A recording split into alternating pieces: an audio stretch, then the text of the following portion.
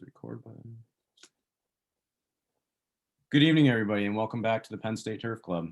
For those of you who don't know me, my name is Kyle Masters, and I'm the president of the Penn State Turfgrass Club. And let the other officers and advisors introduce themselves as well. I'm Nate Shell. I'm the treasurer of the Turf Club.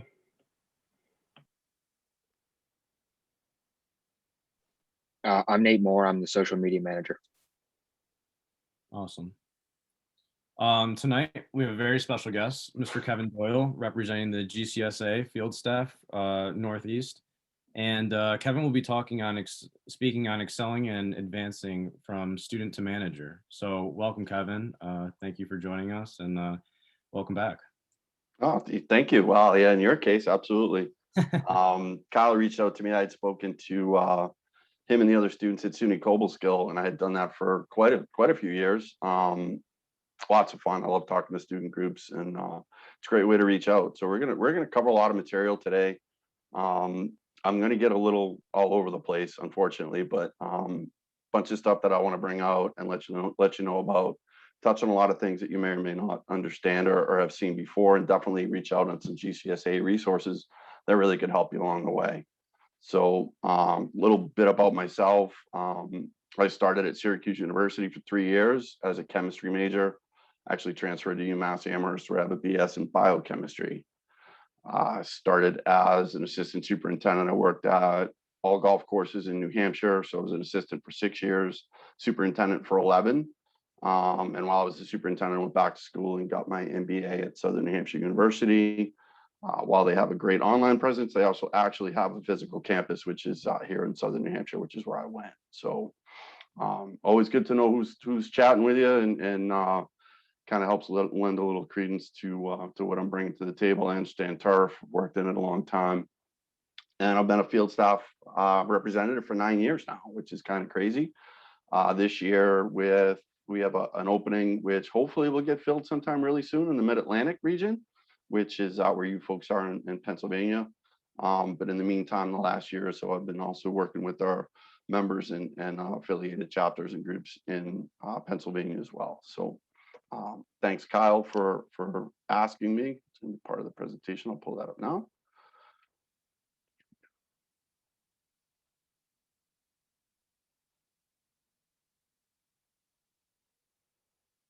So as I said, we're going to get a little bit all over the place here, but I got a lot of resources. I'm going to move pretty quick. My contact information is at the end. So if there's anything that you want to circle back with me on, please feel free. This is what I do. We do a lot of communications work. We do some government relations work. We do work with our members. We do work with our local associations. We do work at the national level as well. So when it comes to working on the field staff, we do a lot of communication, including stuff like this. It's just letting know what people can get from their GCSAA and GCSAA membership. So again, I want to thank the Turf Club for having me, Kyle, you especially, for reaching out. And I know it's second place in both. You'd prefer first, but congratulations on a great run. Obviously being online changes the formatting a lot, and congrats. That's still excellent for both associations. Your team did a wonderful job, and I know that it's a group effort. You guys do a lot as a club to prepare for these and work hard to do it. So congratulations on that.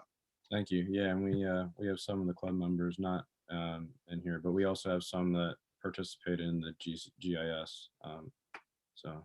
Yeah, no, great. Keep it up. It's a great learning experience, and the competition's awesome too. So it's a great way to bond with your fellow students, and generally in person, you get to meet a lot of them as well. So really cool stuff. We're just going to touch on a lot of stuff as it's kind of laid out here.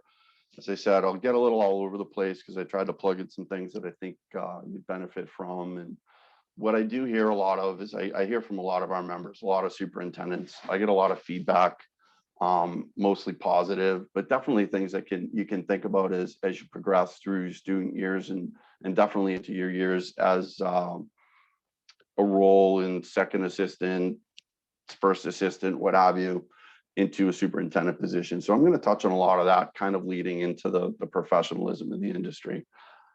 I would have touched on some of the leadership items, but boy, I've seen some of the folks that have spoken to the group before, and I know they've covered that because you've brought in some of the leaders in our industry. So we'll leave some of that out for today, but we're going to touch on some things. I caught a few names before we went and shared the screen, so you don't go too far with the mute button. I'm going to call on a couple of you for a little bit of help as we move through, and hopefully we'll learn a little bit because of it. So again, the role then is a lot different than it was now. Okay, here's Penn State's field day from a long time ago. Obviously, beyond the attire changing, a lot of the job did too. So they learned, the agronomics. They learned the nuts and the bolts from folks before them. They learned on the job. There was a little bit of education. Obviously, Penn State's program's been around a long time, as have some of the others. Some of the other leading industries and universities in the States. But for the most part, you learned it as you went. So when we talk about what the role is now, that's Dr. Comiskey on the left. I don't know how he got into the picture that long ago, but obviously Dr. McGraw was a little harder to pinpoint, but the only one with facial hair in the whole picture. So we had to throw him in there too. But Comiskey's almost spot on. I was shocked. I don't know if he had a relative back then or not that was part of the group, but if he didn't, he should have been. So when you consider now, right, your facility and the role of an assistant superintendent, the role of somebody coming into the business, even an intern, is that the facility operates as a business, right? It's to maximize the bottom line, or in some cases, the member value. So we're trying to maintain a golf course so that we can reach the bottom line and everybody's happy. It's a business. What you're going to run into is, as you continue through your internship piece, you're going to be receiving tasks. Somebody's going to be asking you to do things. You're going to be required to do things. And then as you progress in the industry, you're going to be asking and assigning tasks to other people. That's a bit of the leadership piece. That's where we'd kind of get on a little bit of a separate role and talk about that. We're not going to today, but I wanted to mention there's an ego involved in this. And for those of you that have been on a staff, you probably have seen a little bit of it before. Being told to do something by an individual whose ego is a little bit bigger than it really needs to be or should be, can lend to, I would say, that role being a little different than it was intended on. So make sure that you understand that when you're dealing with people, as it says on the bottom, we get into leadership, and you probably have heard some demand and some command leadership items. Probably had some leadership. I know Tyler Bloom is one of the individuals who came on. Tyler's a big culture individual, as well as his avenue now of driving on the employment side of things. But like, you have two opportunities. You can either say, I'm an intern, you have no formal education. I'm an assistant, you have no formal education. You need to listen to what I say. Or they're going to listen to you because of the way you act and react. So you've got a great opportunity to balance your ego, understand the people that you're working with, and if it's done right, they will actually want to work for you, with you, and do what you ask them to do. Some of them even will start to do it before you ask. So the role now, as opposed to the role that we saw right when we first started, is a lot different. The staffs are larger, the budgets are much larger. The demands on superintendents and the maintenance facilities and the maintenance crews are much different than they were then too. So understand the roles have changed. The new reality, assistant superintendents, when you get your degree and you get out into the field, you're going to be among the most educated people in staff. You figure some of these facilities are going to be 100+ employees, even the smaller ones with part-time employees, what have you, are going to be in the 25, maybe a little fewer. But there aren't going to be too many people on staff that have a formal education in the avenue that they're tasked to deal with at a facility. So that puts you in a unique position as you start to move forward. With that, though, comes some critical part, right? That's the critical part, maintaining the largest line item. The biggest portion of most of these clubs is the golf course itself. Because as we see on the bottom, the success of the course drives the revenue to food and beverage, pro shop, ranges, carts, practice facilities. It's delivering that value to the membership. It's delivering that value to those that are coming to pay to play your facility. So you become a leader in the most critical part of that facility. And that's the new reality of it. With that, though, comes a little bit of new compensation. GCSAA does a compensation and benefit survey every 2 years. 2021 is not out yet. But what I do is go back to the last 3 years. This is out of 2019's Comp and Ben survey.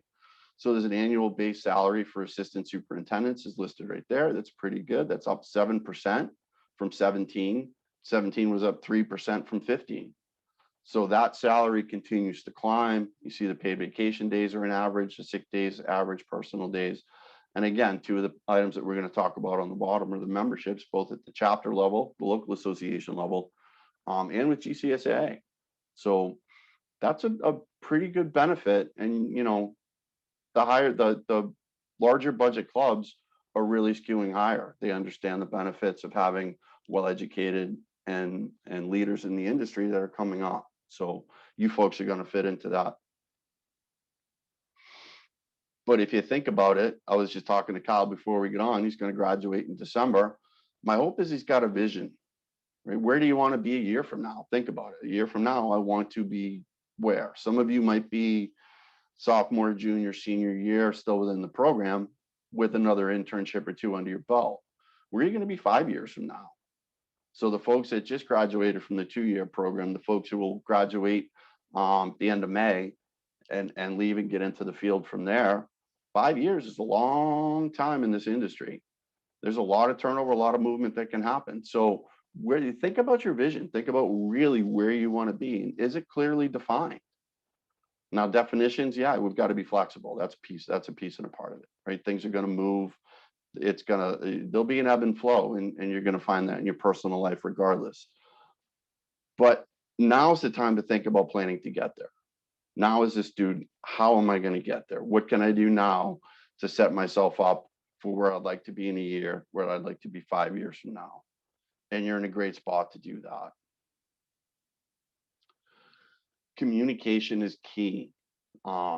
This is one that I've spent some time talking to not only student groups, honestly, to some of our local association superintendents. There's visions, there's goals. You folks have friends, loved ones, family, people that look and see, wow, you're in college. A lot of them say, oh, they're in college. And then you're going to take an internship and you say, oh, my son or daughter is here doing this or they're doing that. Well, that's great. But the reality of what's happening is nobody that you're talking to on the outside, your friends, your family, nobody's really going to understand that you honestly want to sign up for this kind of stuff. You're going to work every day. You're going to work long hours. The reality of it is there aren't a lot of people that will look at you and go, is he or she sane? Why would somebody sign up to do that? Because we love it. And that's the communication piece. That's letting people know, like, this is really what I want to do. I love doing this. Having them understand why you're doing it goes a mile as far as, hey, I'm not going to be able to be there. We've got this going on. We've got an event. We've got a tournament. We've got these other items where your personal life may need to slip a little bit and you're not going to be able to attend everything you want to. However, from the professional side, that's what you have to do. So communicating to others the reality, and again, those are folks outside of the industry for the most part. When we dial within the industry, we got to communicate even more. Part of that is you're going to have a supervisor, somebody that you're going to be working with for somebody that you can really relate to at your work environment, and have them. It's better if they understand your role and your vision. So you got to have the back and forth. What's my role here? Here's where I'd like to be. Here's where I'd like to be a year from now, 5 years from now, 10 years from now. Because the reality is that's the person or the people that are going to help you get there. Now, when you talk about continuing that communication, the ultimate employer, whether it's a board or an owner, there's politics involved, which is all the tips on the left-hand side of the screen here. But do what you can to involve them. Make sure that you say hi. Make sure that you're pleasant. Ask for opportunities to either attend a meeting or have that face-to-face with the owner or some of the board, because those are the folks that also could help you get to that next level. Some of these clubs are, these members are members at different clubs too, and they can be a great reference, and just building any kind of a relationship at that level can go miles for you. And obviously communicate with your peers, the folks around you now. Every one of you can pick up a phone. You've got text messages to 10 or 15 of your peers from right there in school. Those communications are going to go a long way, because we rely on our neighbors in this industry, and it's a fairly unique industry as far as that goes. And we're going to touch on that in a little bit. So you see the arrow. This is that arrow. And I want to bring this up because it's something I mention often. The golf course belongs to the members. So while superintendents can relate to things and talk about my course and my this and my that, fact of the matter is it's a business. It's either the members course, it's the owner's course. We take a lot of pride in what we do. But please just don't lose the fact that it really is not the superintendent's golf course. It's not your course. It does belong to somebody else, and you're entrusted with the biggest piece of that, which is to maintain that. So it's a great balance when you can deliver on that. I've seen some folks get a little skewed, and it's come back to bite them. So yeah, volunteers are awesome. Now's when I start calling on some people. I need a couple. Actually, it's going to be 3. Unfortunately, I have a slide here, which somebody is not on the call, but that's all right. So let's see who's going to be. Gavin, you still on? I can filter. Yes, sir. All right. So I'm going to have you identify something on the next slide. You going to be able to do that for me? I'll try. All right. I you know what? You got the easy one. So All right. That's the Nike symbol. it really is, right? Yeah. All right. So my information's at the end. This is when I start doling out some swag, but I'm here in New Hampshire, and my arm isn't that good. Sorry, I'm not going to be able to toss it to you from here. So we'll connect. I'll ship you out something. We'll figure that out. But thank you so much. For the rest of you that were worried, it's almost that easy, but we get a little harder. And let's see, Aiden, you still on? You can unmute if you are. No, he's off getting a beer or something. All right. Who else did I write down? Chase, you're gonna beat him to the gun? I'm here. All right. Some free swag on the next one, man. Let's see if we can do it. I have no idea. No idea. Ouch. Let's see. Bill, you got this one? Come on, Bill. Don't let me down. He's off getting a beer too. Yeah, Maybe Bill Warner. Yeah. Yeah, it's a Masters logo. Oh, there we go. All right, Augusta National. Yeah. Very nice. All right. That one wasn't so hard. Bill, that wasn't so hard, but that's all right. We can move on. So I picked one out, and I went through the group, and I thought I'd find somebody, and I thought I'd throw one up. Now I know you talk a lot about your internships and what you do, starting the semester off, all that. I'm seeing a few people on my screen, and it's not some. Yeah. Now, if Landon was on, Landon should be able to pick this one out, because it's Banff Springs, up in Canada. So if you consider what we just did, right? We started off with a whole group. Everybody in the group knew the Nike logo, right? Everybody knew the Nike logo. I think we all did. I hope we all did, because it was a pretty easy one. Now, we had talked about, Kyle and I had chatted, not everybody here is in golf turf. So when we take golf turf into it, we now narrow down our focus. We narrow down the people who are going to look at that and pulled it right out. We had somebody that saw that didn't understand that it was Augusta National. Now it's a big one, but still. So we've just not narrowed it down. Now we got the little blue duck in there, and that would have been Landon. He's probably the one person, even if we had 40 or 50, that would have pulled out Banff Springs because he worked it or does work there. I'm not sure which it is. You might still. So how do we narrow it down? How do we take a field of a lot of people like yourselves looking for jobs, going out looking for internships? How do we narrow it down a little bit so that you now get into this box here? And then we're going to work on getting, what can we do to dial it in so you get to be that one blue one and either get the job offer you want, get an internship that you want, or get to that successful point in your career. Make sense? All right, that's all with logos. We're back to the logos again. Okay. Hopefully you all understand that we got the GCSAA logo on top. We have the STMA logo down below. when you're communicating to either somebody for an internship, somebody for a job, you're going to send out a resume. We need to connect with that individual. How are we going to do it? Well, first off, I would hope that if you're going for a golf course position, that the member would be a member of GCSAA.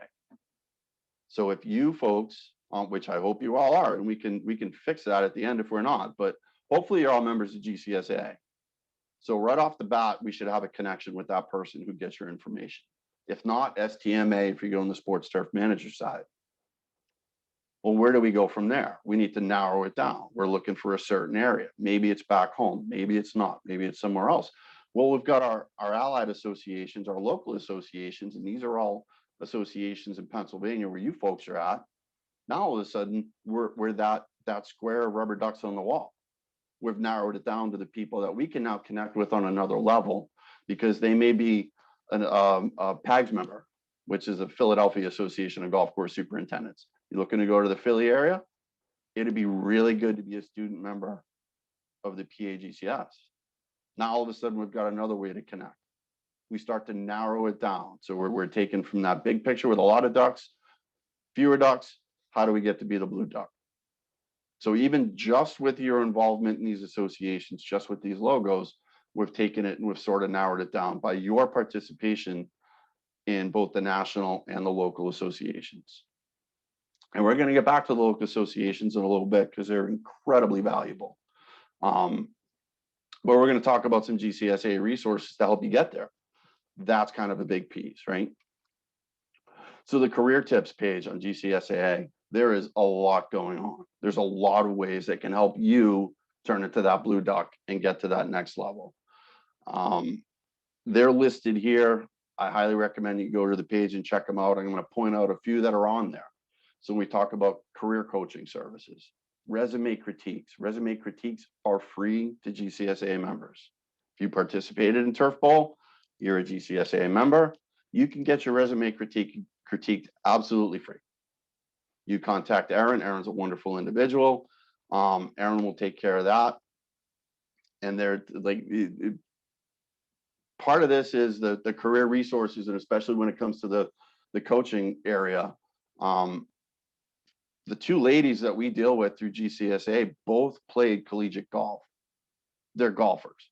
We didn't just find a resume building service next to the Kinko's or UPS store in Lawrence, Kansas, and say, here's what we want to do. We want to build a member service. We want to build some benefit in here. These people really understand the industry.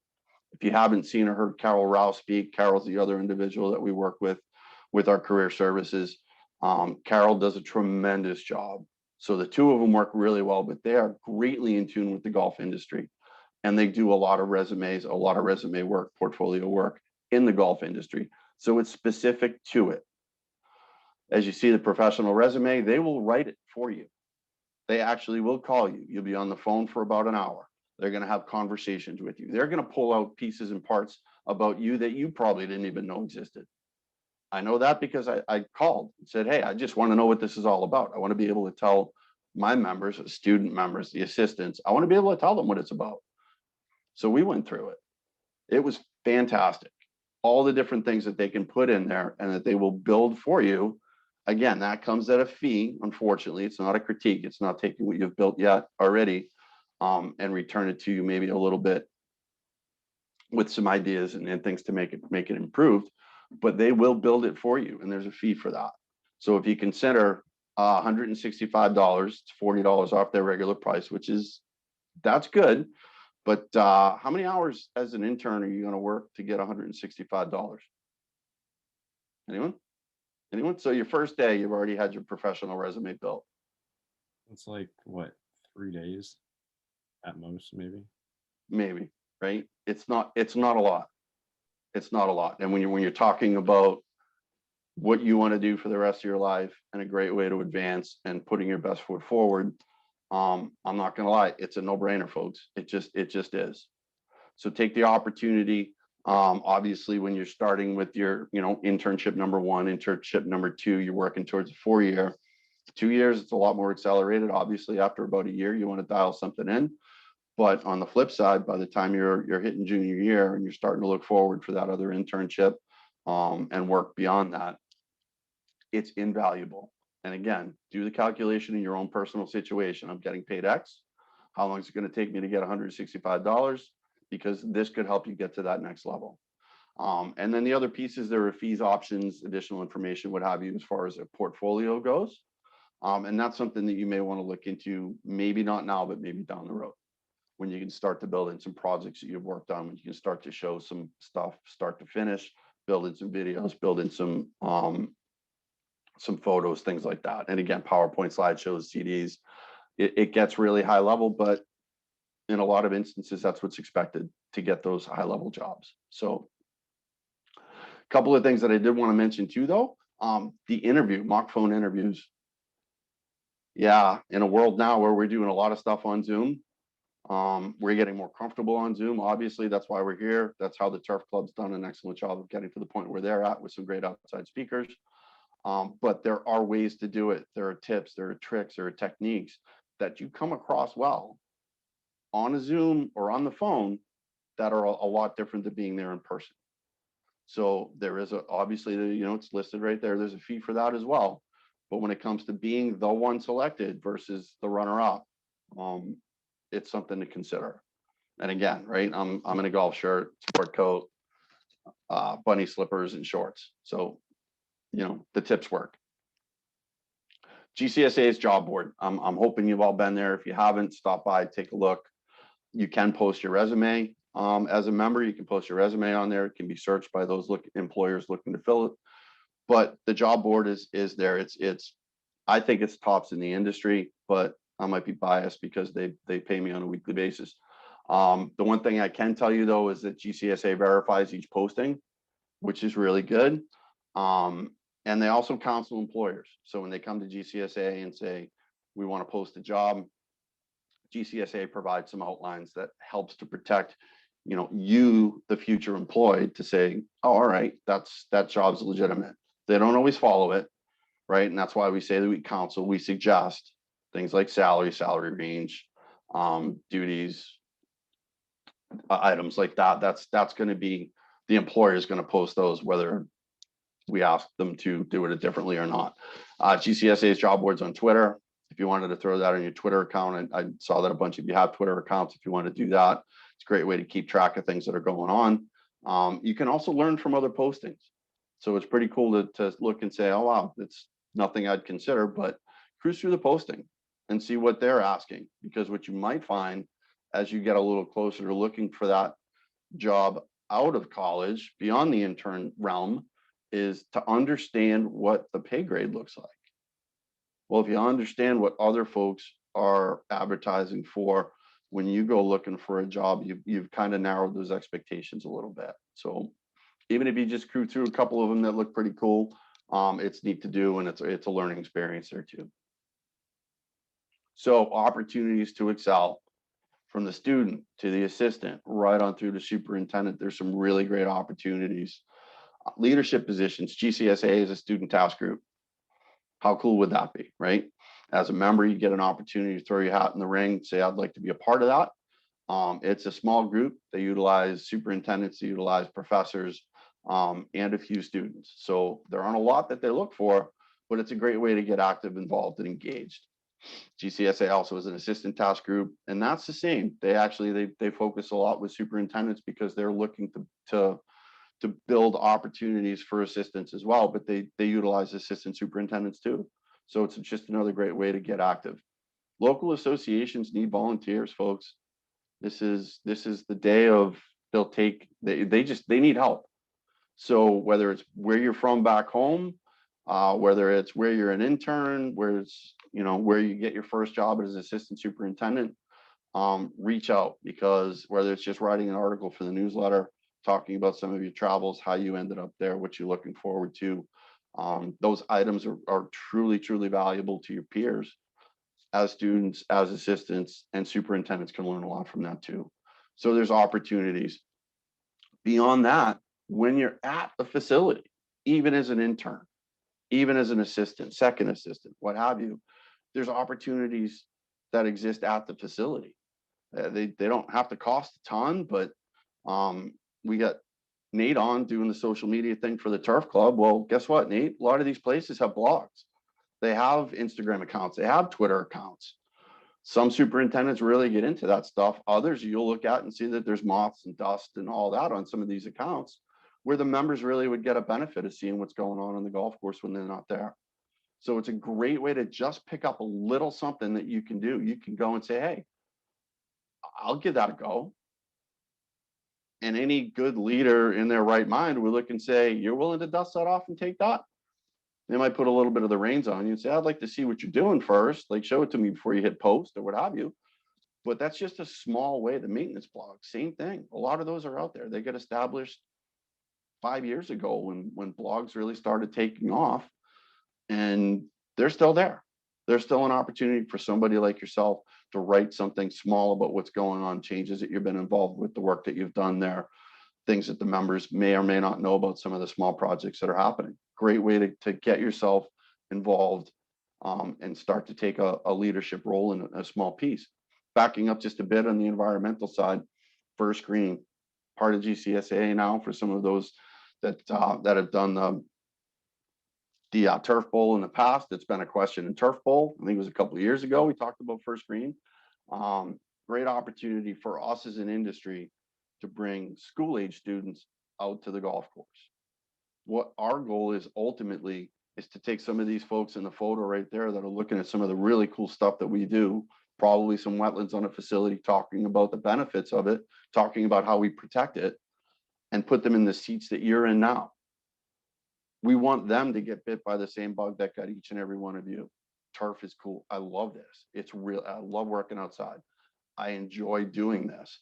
Well, we've got, maybe if one person in that photo right there, 1 out of the 8 in that photo right there, decides that they want to give this a go, then we're filling up a Zoom screen to 100 people instead of 40 for a typical night. So that's our goal. Our goal is to let people know, explain to them what our industry does before somebody else has the opportunity to do it and they don't know what we do.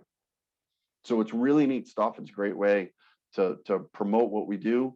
And if at your facility, whether you're an intern or an assistant moving forward as a superintendent, consider that. If you see it happening, if you hear about it possibly happening, get involved with it, because some of the younger group are going to look to you as peers, being younger yourself, as opposed to a superintendent or somebody like myself. And they're going to look and say, well, what have you done? Because they want to know what it took for you to get to where you're at. And they can relate to that. So again, there's river-friendly programs. There's all sorts of environmental programs out there that these golf courses might be taking part in. Those are all opportunities for you to jump in and help out. So number one response I get from superintendents, I had it was actually a ferry ride. I was on Cape Cod. We had a meeting out of Martha's Vineyard, went out and joined some of the superintendents out there. I'm on the ferry with a superintendent who's retiring in a year. I talked to him. I said, have you got somebody on board? You got somebody on the staff that's ready to take your role? They said, I have 2 really good guys on my staff. Neither one of them are ready to take the role. I said, well, you've got 2 guys on the staff, and they're really good, but they're not ready to take your role. He said, they've never taken ownership of anything. They've never come to me and say, I want to do this. It's raising your hand. When somebody says, we need an individual, we need somebody on staff to do this, raise your hand. Because by you engaging in that level, you're starting to develop a lead. You're starting to show that you want to take that next step, that you want to lead a project. Superintendents are looking for people who will want to take the initiative. And that's not the only superintendent I got that from. Neither one of his assistants on staff got that job. They went outside the facility to bring somebody in as a superintendent. And yet they had that role right there. So all of those opportunities that we talked about the last couple of minutes, in those last couple of slides, they're viable to each and every one of you now. When you start your internship, you have the ability to raise your hand. You've got the opportunity to say, I'll do that. Is it going to suck? It might. I mean, let's face it, there are jobs out there that you just look at and go, yeah, I'll do another lap with the hose. Give me the TDR. Let's go. I'll go figure this out. But when you turn into the go-to person, when they turn around and say, say I called on Nathan. Nathan was on. Nathan, you're still on. Nathan, you're on. Let's go. Same thing.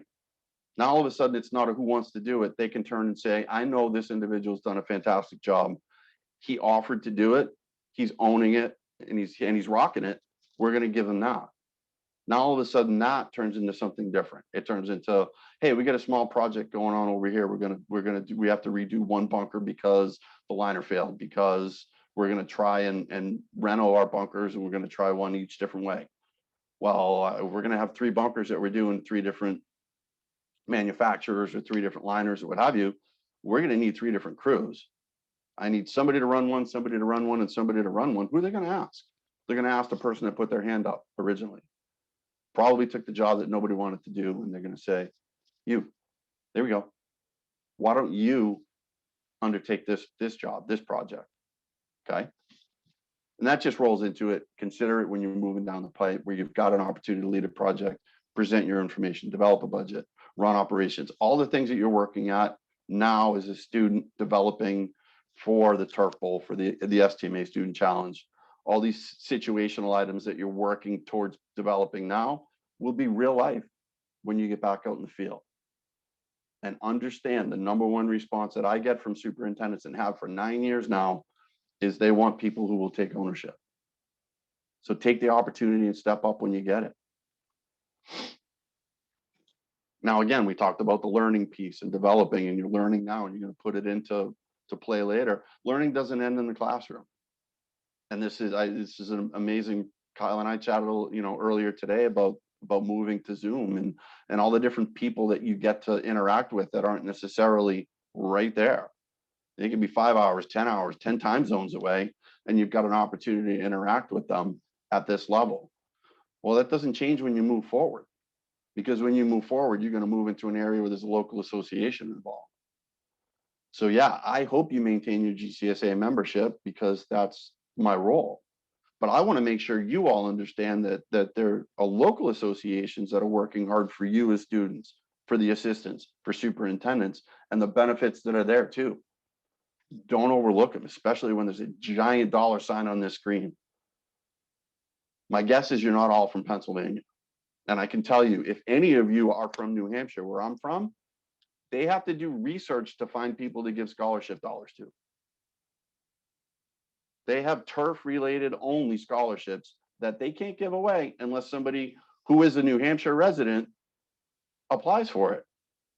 A lot of the local associations struggle to give away dollars to turf students. You all know, because you're sitting there saying there's fewer and fewer of you. I'm hoping it's a market correction where all of a sudden we can build up those seats again and make Penn State proud and start filling all the seats, and everybody's happy because now all of a sudden their industry's better. But in the meantime, don't overlook those scholarship dollars. Research it. Find, where are you from? Nate, where are you from? I'm only calling on you because you're on my screen. I'm gonna have to switch over and find some other people to. Do you know Allentown, Pennsylvania? I do know Allentown, Pennsylvania. Yeah, so Yeah, you're that's a where I'm from. local. Okay, so you're a local. You can look up, see, Allentown is Pocono, I think, is the local association for Allentown. All right, so go find out which local association serves your area. There may even be more than one for Allentown because it's centralized. But check it out. There could be some scholarship dollars there, an opportunity for you as a student to reach out, apply for those, and get real life dollars. I mean, unless you don't need them. I mean, clearly you're individually wealthy and you've been following the Reddit stocks and you've been rocking it. So maybe you could do me a favor and help me with my college junior, pay for some of her school, but send me that application for you. I'll fill it out. Those dollars are there, folks. They're real. And the smaller, the bigger. It doesn't matter which size the association is. The local associations struggle to give them away. Moving on, we start thinking about it. Well, most of them will do some assistant education, and they'll do assistant related events. So now all of a sudden you're back to your peer group. Now all of a sudden you're starting to develop and network and starting to learn the folks that are around you, because the folks that are around you are going to make an impact on your career for the future. And again, same thing. A lot of the associations that I deal with in my region have an assistant position on their board of directors. So when it comes to networking, when it comes to understanding the movers, the shakers, the presidents, vice presidents of the associations at the local level, the people right around Allentown, Nate, who are leaders in our industry right there, they're serving on that board of directors. And if they're not, they have in the past, or if they are good, they will be in the future. So it's a great networking tool to sit at a table with 8 other superintendents from all walks of life, municipal, private, daily fee. Expand your network. And the easiest way to do that is to show the initiative, to put your hand in the air and say, I'll do that. It's 1 year board appointed. I'd love to do that. Can I do that? That's the communication. That's the piece that we talked about earlier. Understanding your role and your vision at your facility, talking to the superintendent, as an intern, talking to the assistant, whoever it is that you answer to, and say, look, I want to become involved. Because when I become involved, I become more, maybe not more. I become more valuable to the facility, and it becomes more valuable to my future. So the level of engagement that you can bring to the table, facilities, golf facilities, interviews, boards, think of your resume. Don't do it to build a resume. That's the wrong reason to do it. But there are so many easy ways for you to contribute and to drive that piece. And a lot of that happens right at the local association level. Really, really good stuff. We've got a lot of good people doing a lot of great work at the local level.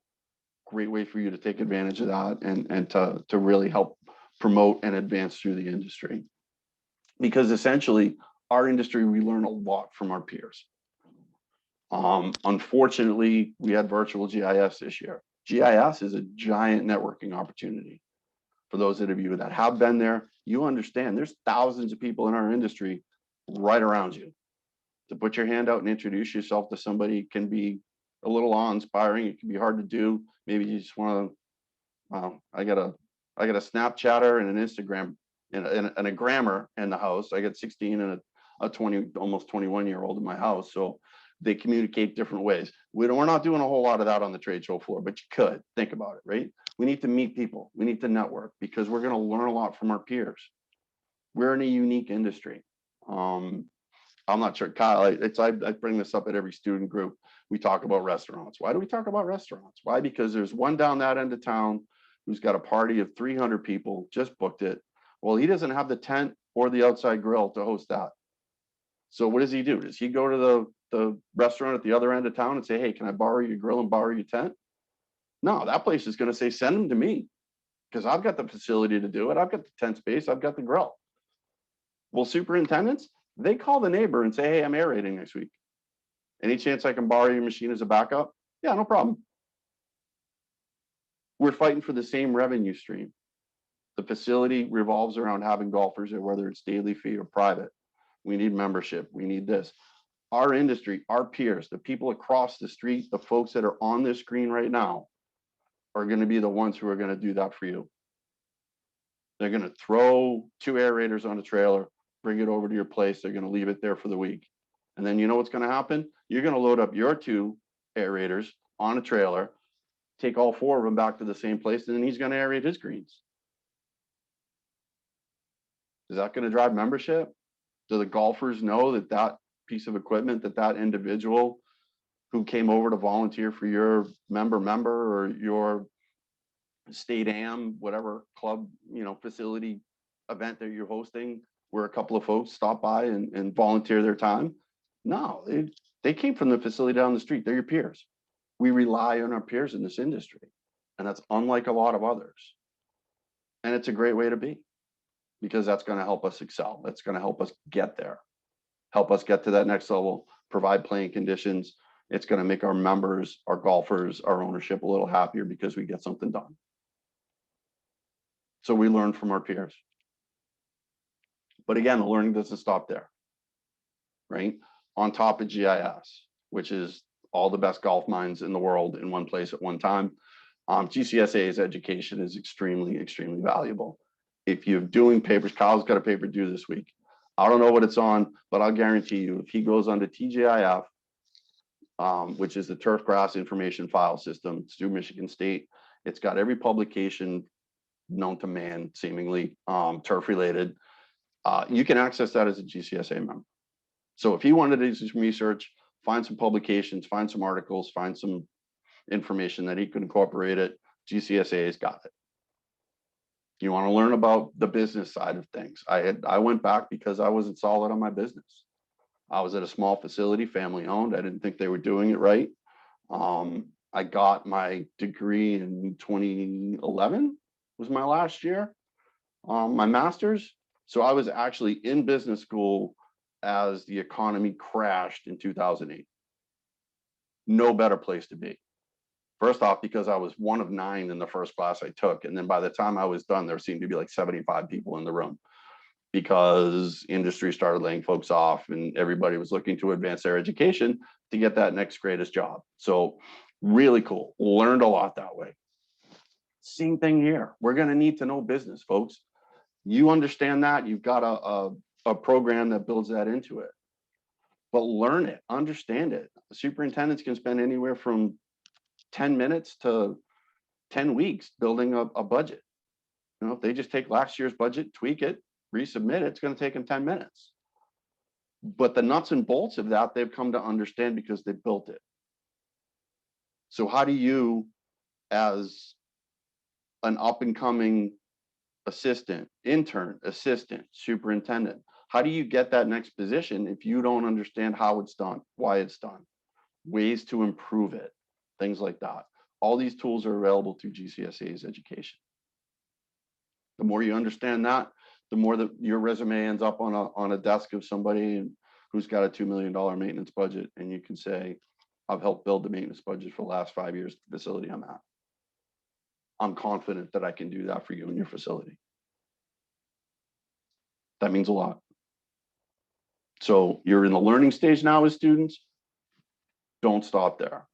And this is a piece where we continue with that don't stop there learning, right? Because in our industry, it never does. Whether it's trade shows, small education things. Obviously, in the past year, there's been so much online education, you know, it's everywhere. You can find it everywhere. So one of the things that I wanted to talk about, just touch on anyway, is the Assistant Superintendent Certificate Series.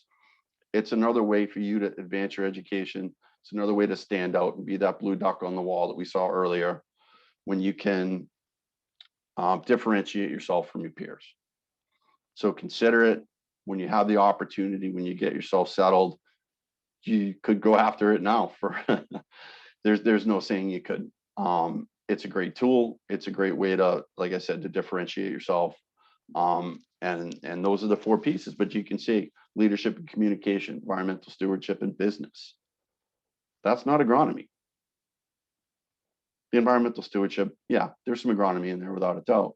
But there's so much more that we're asked to do now as professionals in the maintenance industry. And again, that's STMA, that's lawn and landscape, that's golf. You've got to understand a lot of these principles in order to excel. So that's the way we do it. Obviously, we want to thank John Deere Golf for that. The other piece that I want to mention now too is that John Deere Golf is a sponsor of student GCSA memberships. Right now, student GCSA memberships are complimentary. John Deere actually picks up the fee. So if you are not a GCSAA member, my information is going to come up at the end. You let me know. I will email you a PDF that you can fill out and send in. But it's absolutely free to be a student member of GCSAA now, thanks to our friends at John Deere Golf. So while that's up there, I'm going to plug it. They're also sponsoring the Turf Bowl, which is fantastic. They've done a lot for our students. They've done a lot for folks like you. Hopefully they've done something for you. In addition to sending the check that everybody brought back, well, that got sent back from virtual GIS. You would have brought it back if it was in person. Sorry. We're going to get into just a few little tips and tricks and things within the industry that I want to make you aware of. I don't think, and I could be wrong, unmute and yell at me if you are. Anybody taking political science classes? Yeah, no, I don't hear anything. So the hierarchy at our clubs these days, right? We've got an ownership. Maybe the membership has a board of directors, a general manager, what have you. We work down into the manager level, which is where you'll find your director of golf, your food and beverage folks, obviously the maintenance part of it, all that. Well, the folks here, and this is the State House, right there in Pennsylvania. That's a picture of your state legislature. They have just as much power as anybody at your facility, if not more. Really weird, right? So you're learning how to maintain grass. We're working through the turf. We're working through the soils. We're learning. We're understanding what to do. These folks aren't doing that. They don't have a turf background. They don't have a soils background. They don't have any of that. But if they pass a rule, a legislation, regulation, you have to follow it. It's really turned the golf industry on its head. GCSAA has had a government relations department for, say, Hava McKeel, our current director, has been there 18 years. We are the leader in government affairs in the golf industry, bar none. Why? Because we find that the golf maintenance side of things, the environmental pressures that happen, come directly to our part of the industry. So if you want to continue to maintain turf the correct way, the way that you've been taught by the professionals, the leaders in turf management in our industry, in our country, really, these folks can take that away from you. So at GCSAA, with our government affairs team, advocating with our superintendents now through a grassroots ambassador program, we're doing a lot at the national level, at the state level, to help protect what you folks want to do for a living. Now, my challenge to you as you progress through this industry is to understand that. Because if you don't understand it, these regulations, this legislation is going to pass, and you're going to be required to do what that doctor, lawyer, and banker on the floor right there have told you to, whether you like it or not. So your expertise, the learning that you're doing right now, is going to be invaluable to communicating to these people as to why we need to do what we have to do. And we just think of it being Monday, Tuesday, Wednesday. They think of it as being detrimental to the environment, not part of sustainability. We know that's not correct, but they don't know what we do. So our job and our role is to communicate to them. So understand that the advocacy piece of our industry is huge. We lose one tool, one opportunity. We have one bad piece of legislation come from someplace in the United States. It can actually turn into wildfire and come right across the country. So you could ask some of our friends in manufacturing and you know, Roundup is on the television about every 2 seconds that there's another, hey, if you've used Roundup, call us now for a class action lawsuit. So we understand the need, the science, and the use of it. Others don't. So understand that advocating for our industry is going to be a critical role for you in your future, whether or not you've taken any political science classes. Play golf, folks. This is what we do for a living. We prepare the playing surface for folks to go out and enjoy. And it doesn't matter if it's a 6-hole, you know, and a golf range facility that somebody's maintaining, 9-hole muni, 18-hole municipal, daily fee, what have you, private, exclusive, it doesn't matter. Play golf. It gives you the opportunity to look at what these golfers, the paying customers, the members are seeing. You don't have to play it well, but understand how to play the game, understand the rules of the game, understand the time commitment that people are taking and the way that they're enjoying what you do for a living. Because honestly, it's a humbling game. If you play, you know, it's a humbling game. But it's good to understand that perspective. And that came from a superintendent. I actually had a site visit with somebody, and it was one of those occasions where it wasn't a happy visit. We had some difficulties, and he had some concerns, and asked me to come by, and I went to his office, and we talked about some other items. But it was an engaged superintendent, longtime superintendent at a very, very good club. And I asked him straight out, I said, you know, what should I be telling people? What should I be telling assistants? What should I be telling students? What do you think is most important that they know? And he said, play the game and understand it. Play the game and understand it. You may end up in a situation where you're interviewing for a position, whether it's an assistant's position or a superintendent position, and you're going to be on the golf course for the hiring committee. You going to be able to handle that? They may expect you to play once or twice or 3 times a year. They might expect you to play in some club events. You don't have to be really good, but play the game, enjoy it, because that's the piece that we generally get. I did an awful job of that when I was a superintendent. I worked way too much, way too late, was very tired. All I wanted to do was go home. But when I had the opportunity to bring my young kids to the course at the time, it was a blast. It's a game I love. I love, played it my whole life. But understand that this is our industry. So play it when you can. Volunteer at tournaments. No, I use the same volunteers are awesome thing. I'm not going to call on anybody else. Bill, you're still safe. But volunteer at tournaments, right? I've done 15 of them. I've got 7 majors under my belt. I've met a ton of really good people. I've got an opportunity to network, met people from all over the globe that I still connect with on occasion, just send a, hey, how you doing? They're a lot of fun. When you do volunteer at tournaments, you need to advocate to have that opportunity. So advocate for yourself, take the opportunity if there's one nearby, or if there isn't and you want to go, figure it out. Communicate that to whoever it is, right? That's part of the vision, part of the expectations. Communicate that. You want to do it. I want to do this. But when you do, understand this. There are people like me and superintendents and other assistant superintendents, and there are folks around who are there and watching. So when you do, I don't know if anybody saw the whole changing at 16 at the Waste Management Open. Dude's changing the hole. The place is going crazy as he's got the cup cutter and he's banging it in. And every time he does it, the crowd's going wild. It's not quite like that. Not everything that you do is going to be, under the eyes of the crowd and what have you. But think about it that it is. When you go there, do a good job. I'm probably not the norm, but I've sent emails to superintendents from facilities where I've noticed an assistant or an intern that did a fantastic job. Whether I worked with them or whether I just saw them on the crew and got to know them and was impressed by what they did. I just dropped a quick note back to the club and said, hey, thank you for allowing Gavin to come out. Had a chance to interact with him, watched him work over the week.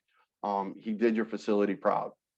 He did an excellent job doing whatever it was that he had done. I'd lay it out and say, thank you for sending him again. And I just wanted to let you know that he really made your facility look good while he was here. And that's just me. I took the opportunity to send that email, but there's a lot of eyeballs on what's going on there. So volunteer in an event. It's a great opportunity. It's a great learning experience. There's some great networking, great camaraderie that can happen there, but just understand that there are other people there and you have another way to differentiate yourself by working extremely hard, doing what you're supposed to do, being on time, doing everything that they're asking you to do. That's about all I had. Told you we were going to go through this pretty quick and we were going to end up all over the place. I don't know what time it is now. Probably spoke too long. Yeah, I did. But I'm open for questions because we covered a lot, and I can tell you there was no. I'm not gonna mention the name because it was actually one of the Cobleskill people that was in the program when Kyle was there. But I got 2 phone calls from one individual, and it was something. I'm gonna leave it, and I'll leave it with you folks too. Contact me anytime. It doesn't matter what you want to ask. He contacted me, said, I'm applying for a second assistant. I have an interview for a second assistant superintendent position at a facility. What should I wear? Think about it. All right, I'm going to go meet somebody in person. Here's the position I'm interviewing for. What should I wear? Well, if you wear a suit and tie, superintendent's going to think that you're after that job. But you're not going to go in jeans and a t-shirt, I would hope. So we talked about it and we came up with something. He's like, all right, yeah, you know what? That sounds good. He got the job. I was excited for him. But that was one of I had another student reach out to me and say, hey, I just spent 6 years in England working on a golf course. Before I settle down, I want to do something else. Do you have any connections in the Caribbean? Do you have any connections in Hawaii where I might be able to get a job for 4 or 5 or 6 months? I'm like, wow, do I? No. But I have 8 other field staff individuals that I work with. somebody on our field staff was a superintendent for a Marriott property on Grand Cayman. So I reached out to Ron, said, hey, Ron, you got any names you could send me, some facilities? He sent me 2 or 3. My colleague, Jeff Jensen in the Southwest, actually, I get to go to Canada in the winter. He gets to go to Hawaii. So he's got some great connections in Hawaii. And he sent me the name of some superintendents out there who would love to have somebody come by and work for the, what they call the season, but for 4, 5, 6 months. So I sent them all sorts of contacts, said, here, reach out to these folks. Great opportunities. Again, it's no questions too silly. And I'm sure everybody says the same thing. If you got any questions or whatever, if you don't, that's fine. My information's here. Feel free to follow up anytime. That's my role. I hate to say this might be one and done with the Penn State Turf Club, but after we fill the Mid-Atlantic position on the field staff, chances are you're going to want that person and not me. Or at least I hope you would. I'm more than willing to come by anytime. So for those of you looking to push Kyle out of the president's seat and jump right in behind him and take over, I would love to do this again. I want to do it in person. I was telling Kyle that this wires thing drives me crazy. I'm a talker. I'm a walker. I love to bring swag, throw things at people, give stuff away. I like to have fun. If you sit in the back, you're in trouble, because that's where I love to do my presentation from. While everybody's looking at the screen, they can't turn around and look at me, which is perfect. But I'll go chill in the back and ask all my questions to the folks in the back. So when I do show up next time, take that into account. Sit in the front. I'll probably leave you alone. Again, we had some folks come up with some right answers. My information's here. If you send me an address, I will ship you something. If I need any information about what I'm shipping you, size, whatever, for a shirt or a sweatshirt or swag of some sort, I'll figure that out. But that, I'm gonna unshare my screen now, because I am you know what, no, everybody get it, take a picture, do whatever it is you do now. But I'm gonna take that down so I can see everybody else who's not on the screen, except now I see AJ. Everybody else is hiding, which is fine. But if you got any questions, fire away. If not, feel free to circle back. I want to thank you again for having me. This is great. It was a great opportunity to throw some information out there. I hope there's one thing or two things that you can take away from today's talk that help you achieve what your goal is and what your vision is.